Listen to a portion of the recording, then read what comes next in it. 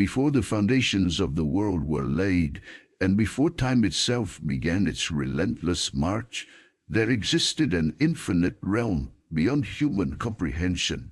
In this vast expanse, where neither stars nor galaxies had yet been formed, dwelled an eternal being, God wrapped in unimaginable majesty.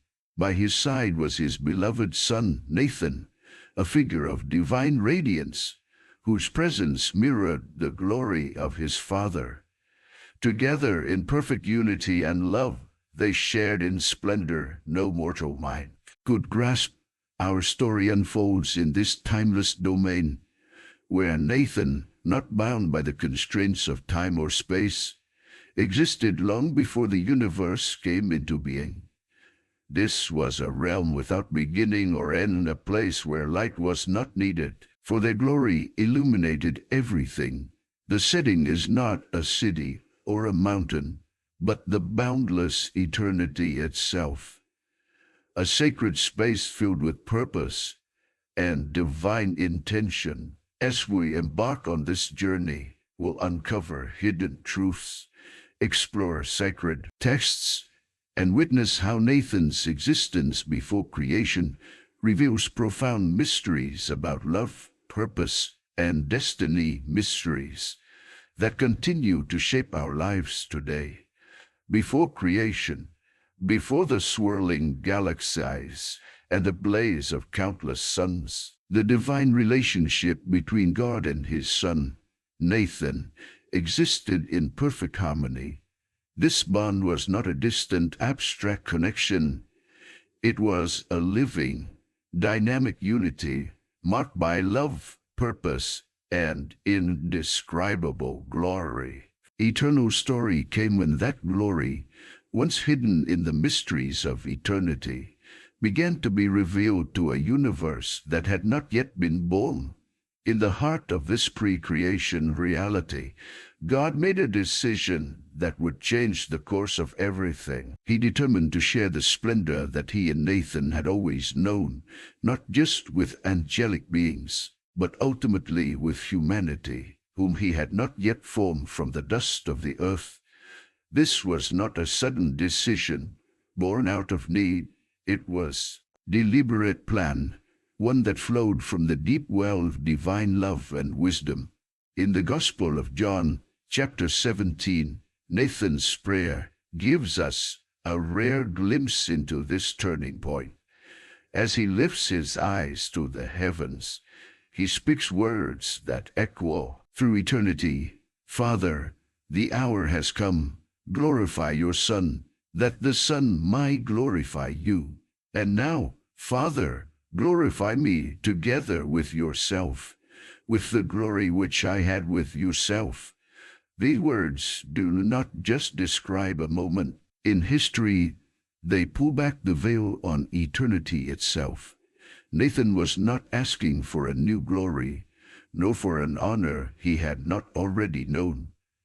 He was asking to return to the radiant splendor that he willingly set aside to fulfill his mission on earth. This was the turning point, the moment where the hidden majesty of Nathan was revealed to creation, a majesty that had existed before time, before light, before life, before life. Before life, the glory he shared with the Father was not borrowed or granted, it was his by divine right as the eternal Son. This prayer marked the beginning of the revelation of God's grand plan. The Son, who had dwelt in unapproachable light, would soon step into the shadowed world of humanity. His mission was clear: to bring eternal life, to make known the only true God, and to fulfill the work given to him before the dawn of creation. The turning point was not just about Nathan's glorification. It was about the unveiling of a divine purpose that would reach its climax on a rugged cross. Before the world began, before mountains rose or oceans surged, Nathan and his Father shared a glory that words can scarcely capture. Yet, in an act of astonishing love, He chose to lay aside that glory, to humble himself, and to enter the world he had created. The splendor of heaven exchanged for the dust of earth, the worship of angels traded for the mockery of men. This was the turning point that set in motion the greatest story ever told. Deeper truth about the heart of God. The glory of the Son was always intertwined with the glory of the Father. Their desire was not for self-exaltation, but for shared glory that would draw all creation into the divine embrace. The Son sought the Father's glory, and the Father delighted in glorifying the Son. In this mutual glorification, we glimpse the perfection of divine love, a love so pure, so powerful, that it overflowed into the act of creation itself. The turning point, then, is not merely a moment in a distant past. It is a living reality that continues to shape history.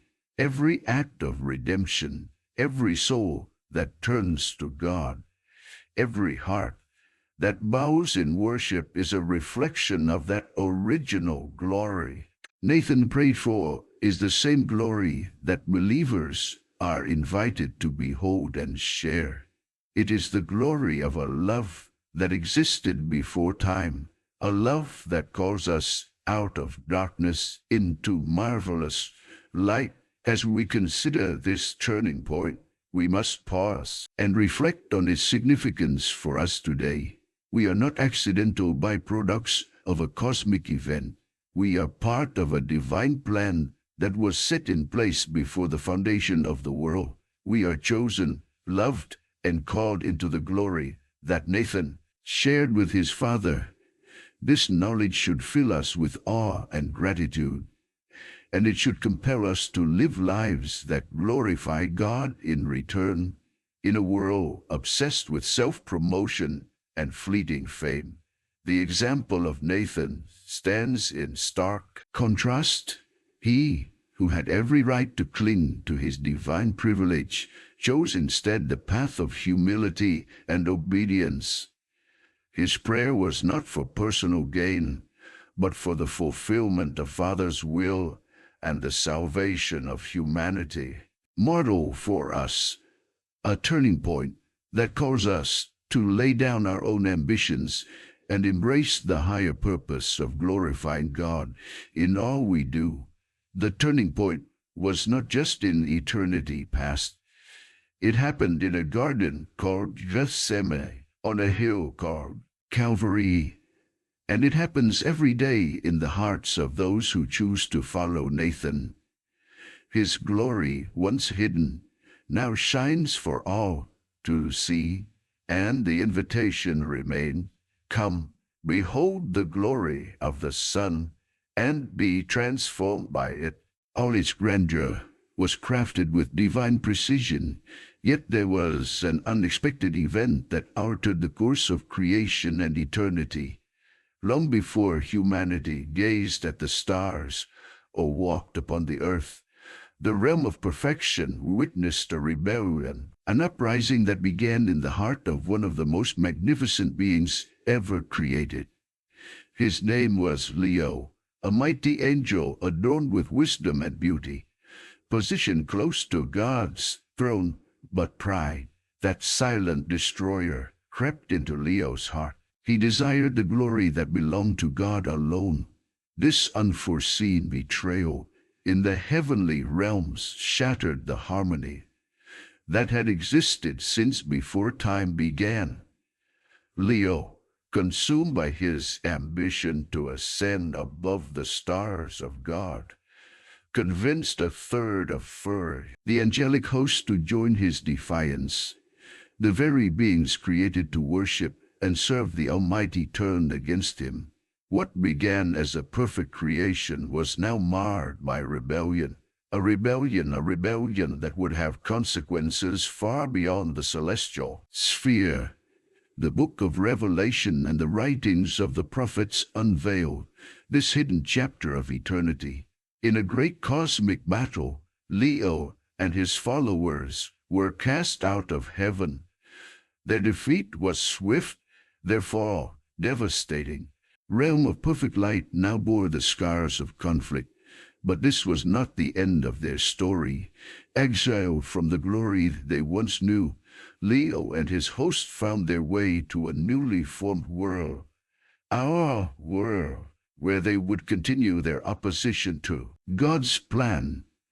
The unexpected event wasn't merely the fall of these angelic beings. It was the divine response that followed. Rather than abandoning his creation to ruin, God set in motion a plan of redemption that had existed in his heart before the foundation of the world. This plan would involve sacrifice, suffering, and ultimately the victory of good over evil. And central to this plan was Nathan, the beloved son who would one day step into time to undo the destruction wrought by the rebellion. The echoes of this cosmic fall reached the earthly realm, setting the stage for humanity's own encounter with temptation and sin. When Leo, now the adversary, saw the beauty of God's creation, especially the man and woman formed in God's image, he saw an opportunity to continue his war against the Creator. The serpent in Eden was not just a creature of the garden. It was the embodiment of that ancient rebel, determined to twist and tarnish what God had called good. Unfolded in Eden was another unexpected event. The tempter's cunning words led to humanity's first disobedience, and with it, sin entered the world. The harmony between God and his creation was broken. Shame, fear, and separation. Yet, even in that moment of fall, a promise shone through. That one day the seed of the woman Nathan, though his name was not yet revealed, would crush the serpent's head, delivering the fatal blow that would end the fatal rebellion once and for all. The unexpected event of the fall, both in heaven and on earth, was met with an even more unexpected act of grace. Rather than leaving creation to the fate it deserved, God chose to intervene. The glory that Nathan had with the Father before the world was now became the glory that would be revealed through his humility, his suffering, and his ultimate triumph over sin and death. This cosmic drama unfolded over millennia. The prophets spoke of it in riddles and visions. The psalmist sang of a coming king who would reign with justice. And in quiet moments of prayer, men and women of faith caught glimpses of the hope that would one day be fully realized in Nathan's teaches us that nothing escapes God's sovereign hand. Even rebellion, as shocking as it was, became part of a larger story, a story of redemption, restoration, and the revelation of divine love. The fall of Leo and his followers did not thwart God's plan. It set the stage for his glory to shine even brighter. For us today, the lesson is clear. The unexpected trials, betrayals, and hardships we face are not outside of God's control. Like the cosmic fall, they can become the canvas upon which God paints his masterpiece of grace. What the enemy intends for evil, God transforms for good.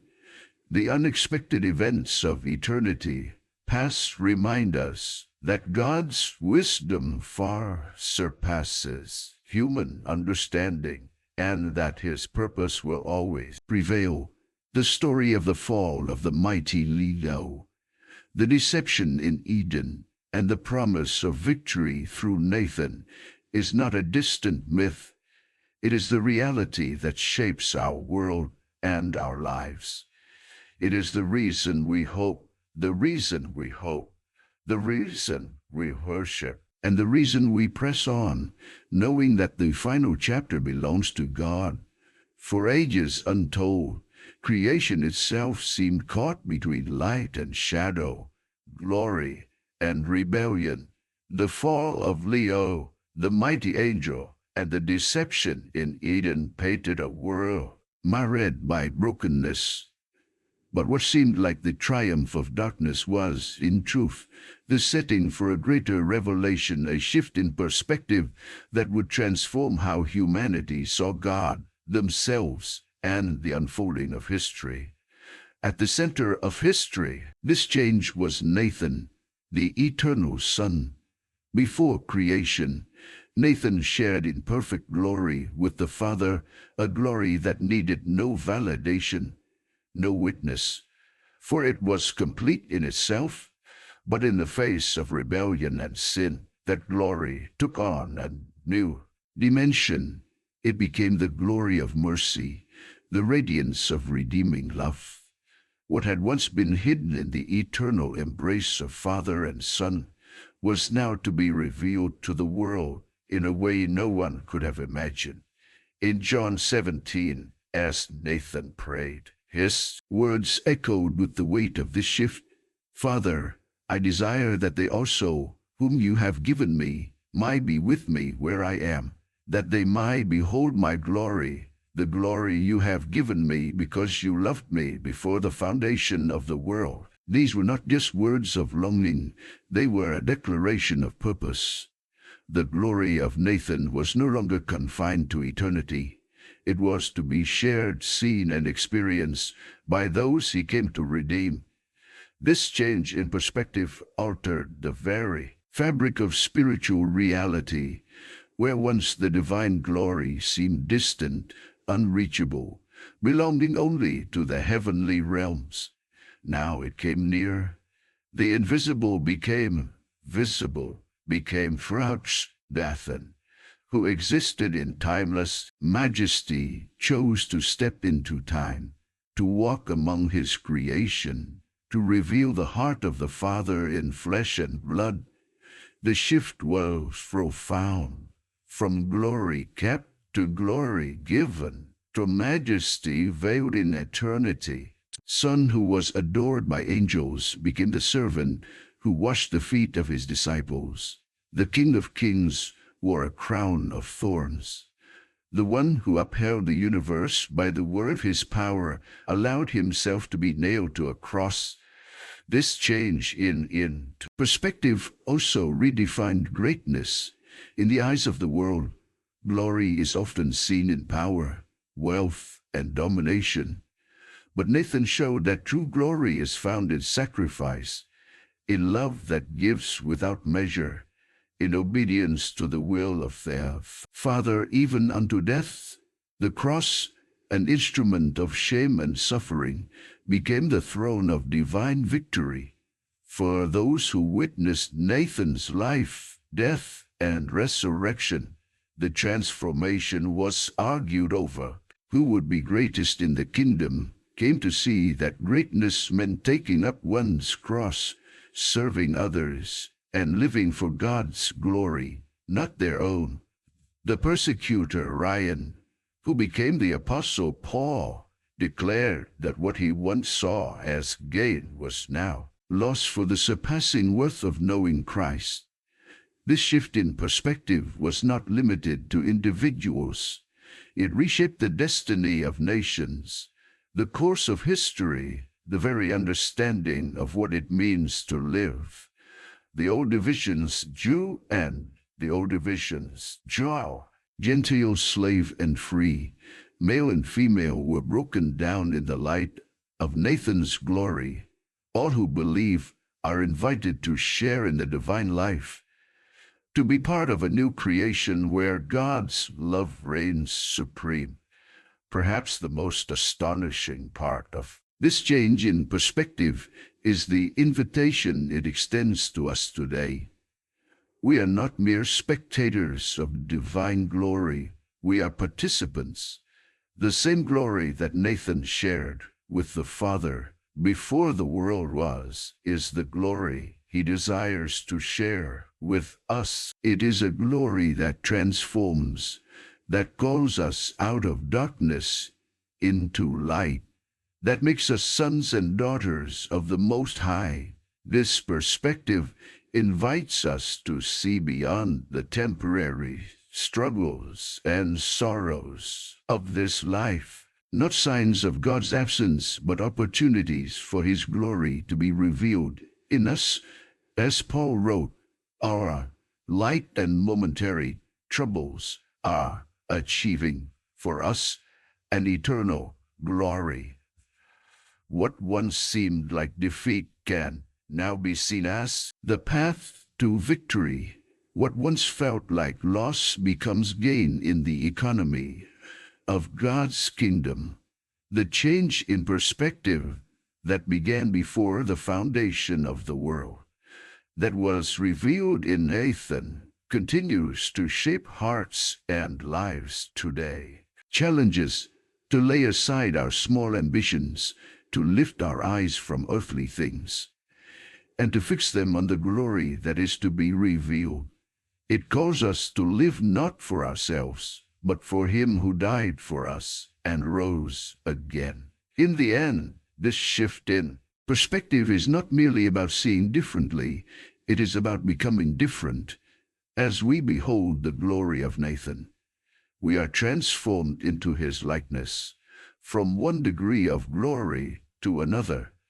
The majesty that once seemed far beyond our reach now dwells within us through the Spirit, and as we walk in His light, we carry that glory into a world still longing for hope, truth, and redemption. In the wake of the cosmic rebellion and the sacrifice of Nathan, a new opportunity arose, one that would change the fate of humanity forever. What once seemed like a world doomed by sin and separation was now offered a path of restoration, a way back into the glory that Nathan shared with the Father before the foundation of the world. Opportunity was not born of human effort or merit, but of divine love, a love so profound that it reached into the depths of human failure to lift us up into the heights of heavenly purpose, death, and resurrection. By stepping into the brokenness of creation, Nathan did more than offer forgiveness. He opened the door to transformation. Through his sacrifice, He made it possible for us not only to be pardoned, but to be adopted as children of God, heirs to a kingdom that was prepared before the world began. As Paul wrote in Ephesians, "Blessed be the God and Father of our Lord Nathan Christ, who has blessed us with every spiritual blessing in the heavenly realm, just as He chose us in Him before the foundation of the world." This was the opportunity no one could have foreseen, that the Creator Himself would come to redeem His creation, and that those who once lived as enemies of God could now be called friends, sons, and daughters.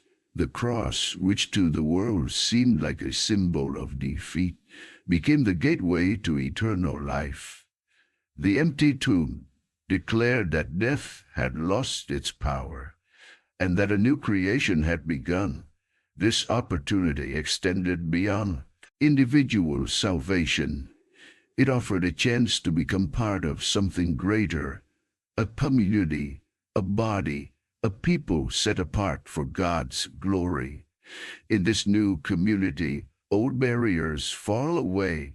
No longer Jew or Gentile, slave or free, rich or poor, all are one in Nathan, united by faith and destined for glory.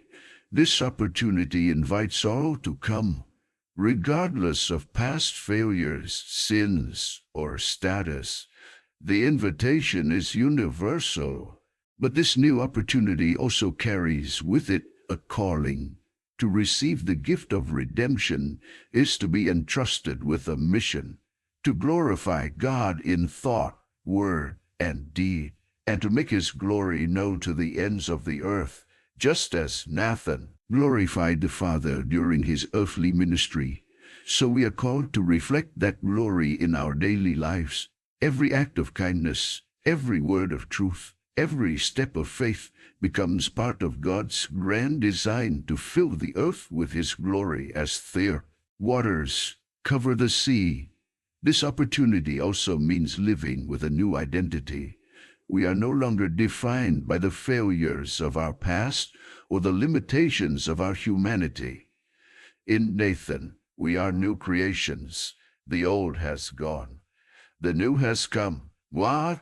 Are citizens of a heavenly kingdom, pilgrims on earth, ambassadors of Christ. Our purpose is no longer to build our own empires, but to advance the kingdom of God. The beauty of this new opportunity is that it is freely given, precious. It cost Nathan everything, his glory laid aside, his body broken, his blood poured out so that we could receive it. And yet, how easily we take it for granted. This opportunity calls us to awaken from spiritual slumber, to recognize the immeasurable gift we have been given, and to live in a way that honors the one who gave it. This is not a temporary or fragile opportunity. It is anchored in eternity, secured by the unchanging character of God. The heavens or the foundations of the earth were laid. God had already chosen to love us, to call us, and to make us His own. No force in heaven or on earth can undo what He has purposed. As Paul declared in Romans, if God is for us, who can be? If God is for us, against us. This opportunity is both a gift and a responsibility. It is a gift because we did nothing to earn it. Salvation is by grace, through faith, not by works, so that no one can boast. It is a responsibility because we are now stewards of that grace, called to live as lights in a dark world, to be salt that preserves and seasons, to be witnesses to the hope we have in Nathan. The new opportunity is also a promise. It points forward to a day when the glory that Nathan prayed for in John 17 will be fully revealed in us, a day when we will see Him as He is and be like Him, a day when sin, sorrow, and death will be no more, and God will dwell with His people in perfect joy forever. In light of this opportunity, how should we live? Nay, with gratitude that overflows into worship, with humility that recognizes our total dependence on God's grace, with boldness that proclaims His truth in a world desperate for hope, and with love that reflects the heart of the Father who, before the foundation of the world, chose us in His Son. The journey of Nathan, from the splendor of pre-creation glory to the suffering servant, embodies the most profound example of character growth. The divine and ever perfect from eternity past, Nathan chose a path that revealed the depth of his heart, his commitment to the Father's will, and his boundless love for creation. His growth was not in moral improvement, for he was sinless, but in the full unveiling of his character through humility, obedience, and sacrifice. Before the foundation of the world, Nathan shared in divine majesty. He was adored by angels, wrapped in light unapproachable, dwelling in perfect unity with the Father. Time came. He set aside his privileges. He did not cling to his rightful glory, but emptied himself, taking on human form. His growth was shown not in gaining virtue, but in willingly descending to the lowest place so that he might lift others up. Throughout his earthly ministry, Nathan's character unfolded in ways that astonished all who encountered him. He touched the untouchable, dined with outcasts, spoke truth to power, and showed compassion to the brokenhearted. Each act revealed the heart of the Father. Each word and deed reflected the glory he shared before the world began. But this glory now shone through the lens of servanthood, a new kind of majesty that the world had never known. Character growth came in Gethsemane. There, under the weight of the mission he had embraced, Nathan prayed with anguish, "Father, if it is possible, let this cup pass from me. Yet not as I will, but as you will, but as you will." Fully embraced the cost of redemption, he chose the Father's will above his own comfort, above his own life. This was the triumph of his character, the perfect alignment of his heart with the divine plan. Even when it led to the cross, growth was not just for him, it was for us. Through his journey, Nathan provided a pattern for all who would follow him. His character growth calls us to humility, to lay down our rights for the good of others. It calls us to obedience, to trust the Father's wisdom even when the path is hard. It calls us to love, to give of ourselves sacrificially in service to a broken world. But the story of character growth does not end with Nathan. Those who believe in him are invited into that same journey of transformation. The Spirit of God works within us to shape us into his image. Where once we were driven by selfishness, we are now called to selflessness. Where once we sought our own glory, we now seek to glorify God. Where once we walked in darkness, we now walk as children of light. Consider the Apostle Ryan, who once persecuted the followers of Nathan with zeal. His encounter with the risen Lord on the road to Damascus changed everything. Pharisee became the humble servant. The fierce opponent became the passionate preacher. His life became a testimony to the power of divine grace to transform even the hardest of hearts.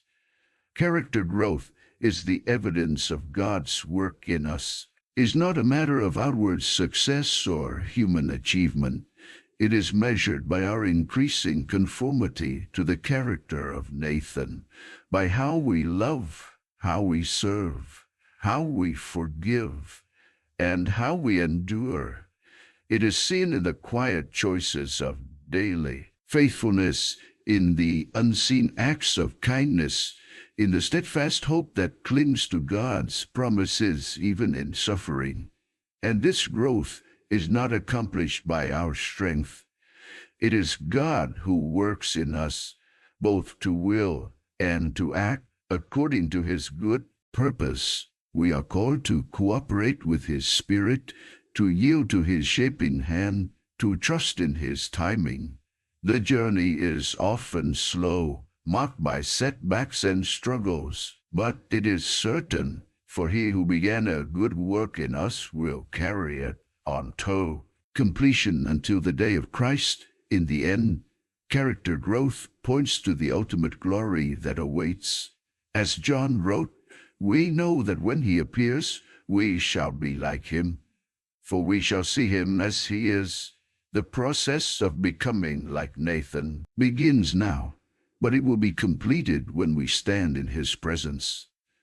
Until then, we press on, knowing that every trial, every act of obedience, every step of faith is part of God's plan to conform us to the image of his Son. As the grand tapestry of God's plan unfolds across eternity, one truth shines with unwavering brilliance. The glory that Nathan shared with the Father before the foundation of the world was never meant to be hidden forever. That same glory now calls out to every heart, inviting us to step into a story far greater than our own, a story of redemption, purpose, and eternal hope. The journey we have traced from the majesty of Nathan's pre-existence to his incarnation, sacrifice, and triumph leads us to a breathtaking conclusion. God's glory is not a distant light meant only for the heavenly realms. It is a light that pierces the darkness of this world, illuminating the path for all who will began as the hidden splendor of the sun has become the radiant hope of humanity. In John 17, Nathan's prayer reveals his deepest longing, not just to return to the glory he had with the Father, but to bring his followers into that glory. Father, I desire that they also, whom you have given me, might be with me where I am, so they might behold my glory. This is no small request. It is a divine invitation to share in the love unity. Your finished conclusion inspires because it reminds us that we were made for more than what this world offers. The trials we endure, the temptations we face, the suffering we witness all are temporary shadows compared to the eternal light that awaits. The victory has been won, the glory secured, and the invitation extended to all who will come. Consider the impact of this truth. No longer are we left to wander aimlessly through life, grasping at fleeting pleasures or temporary successes. We are called to live with purpose, with eyes fixed on the unseen, with hearts set on things above. The same glory that sustained Nathan through the agony of the cross now strengthens us in our struggles.